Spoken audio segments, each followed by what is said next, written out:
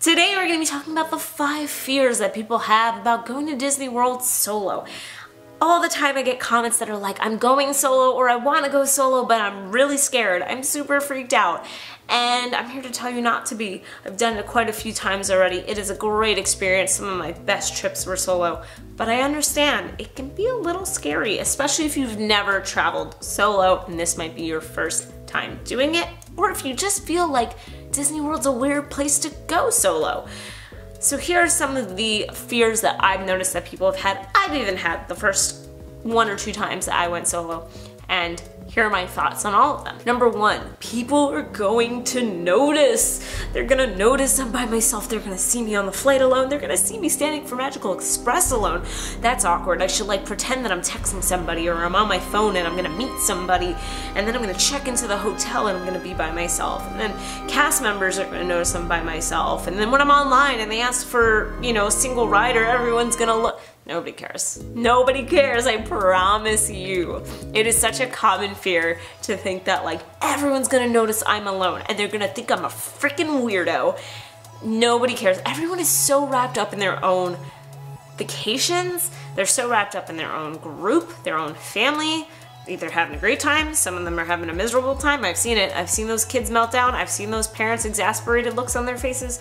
They're caring more about that moment than they care about you being a solo rider on Tower of Terror. Like, they just don't care. I've never had a single person say anything to me. I've never had people look at me weird. I just think that it is a silly fear, and I had it. I definitely had it. I still feel a little weird when I'm waiting in line for the Magical Express alone, but it's actually kind of silly because I have had trips where I just meet people. Like, just recently, my friend Laura, who will be in my January vlogs, she flew by herself and met us all at the hotel. What would be the, you know, why would anyone know whether you are meeting somebody? So it really is super silly. Number 2, rides just won't be as fun without somebody else. Like, I'm just gonna sit there and be like, wee. No, they're fun. They're so great. You, first of all, get on way faster. You've got the option of single rider on a few rides, and even if not, they're always looking for single riders. Like, every time I'm on a ride, whether alone or with a group, I always see them ask for single riders because they're trying to fill in seats. And it's amazing when you get to skip like 15 people and get on that ride, and you're gonna have a great time. I have sat single rider next to random people and made friends. I have enjoyed every ride that I've been on by myself, whether it's a Small World to Everest. Trust me, it's fun. It's different. Like, there definitely is something fun about having a shared experience with a friend, but when you're by yourself, I actually find that I have time to look around more, enjoy the details, see things I never saw before, just kind of be more in the moment. So I guarantee you they are just as fun alone as they are with people. It's just a different sort of experience. It's not gonna be exactly the same, but it will be just as fun. Number 3, eating alone is so awkward. Again, everyone's gonna notice me. I'm gonna be here by myself. That cast member serving me is gonna feel so sorry for me. I've been totally fine eating by myself from everywhere, from quick service to Hollywood Brown Derby. If anything, cast members like to have a little bit more conversation with you because you're just one person and they can handle that, and sometimes it's nice to talk to them, and I feel like they probably enjoy that, you know? Yeah, it can feel a little weird when you're in a restaurant, it's kind of open. I've had those moments, but to be fair, a lot of people go solo. A lot of people dine solo. There are a lot of cast members who go solo and eat at places when they're off their shift, you know, all of that kind of stuff. So it's not unheard of or unseen that somebody would go by themselves. So again, I think this harkens back to number 1, where it's like, I'm gonna be seen, I'm gonna be noticed. I don't wanna be noticed. I just wanna hide under my menu. It's gonna be fine, and don't miss out on good food because you're afraid. If anything, start with quick service, build your way up, but honestly, if you're going solo, please, please give yourself 1 table service.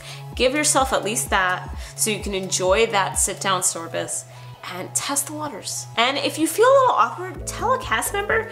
Honestly, they will sit you in like a backwater. Like, if you wanna be in a seat that doesn't seem like it's so central, they'll accommodate you, 100%. But definitely do it and don't be afraid. Number 4, I'm gonna get bored. What do I do by myself? Like, that's just so boring. If I don't have other people to talk to and bounce off of, and It's so boring. I feel like being by myself, I have done so much more. You get to do so much more in a day because you're by yourself. You get more fast passes, you get to see more things, you get to enjoy the atmosphere and the detail and stop and really look at things and read signs and notice colors and design and talk to people and sit and watch Streetmosphere. You won't get bored. You will definitely find ways to keep yourself entertained, but at the same time, it's Disney. It's so entertaining. I feel almost like I'd be more afraid of being bored going to another city alone than I would at Disney because there's just so much to do. Like, how do you get bored at Disney? There's just so much to do.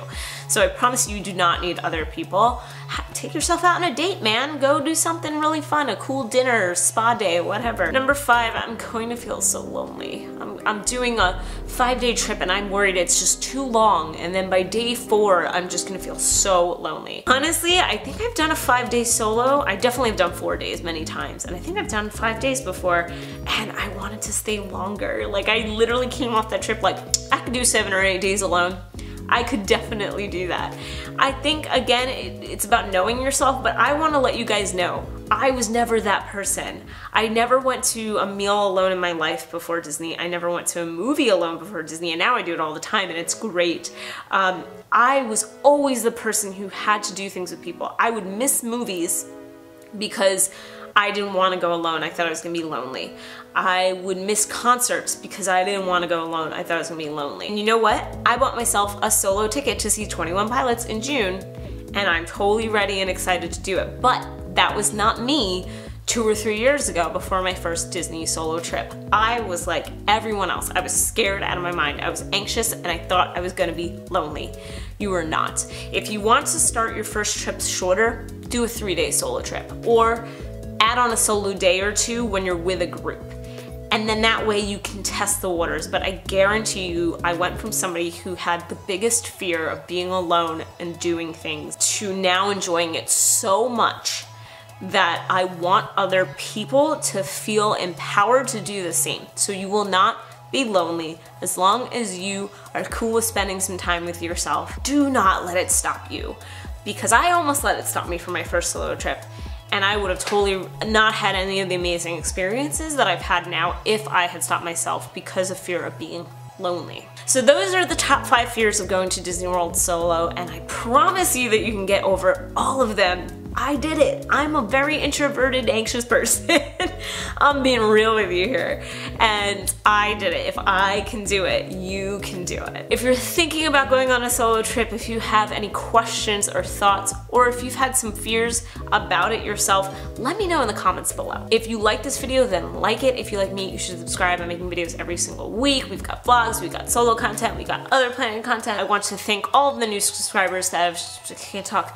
I would like to thank all of the new subscribers that have joined in the past few weeks. Welcome. I'm so glad you're here, and I hope that this inspires you to go to Disney alone. It's amazing. Thank you so much for watching, and have a great rest of the day. Bye.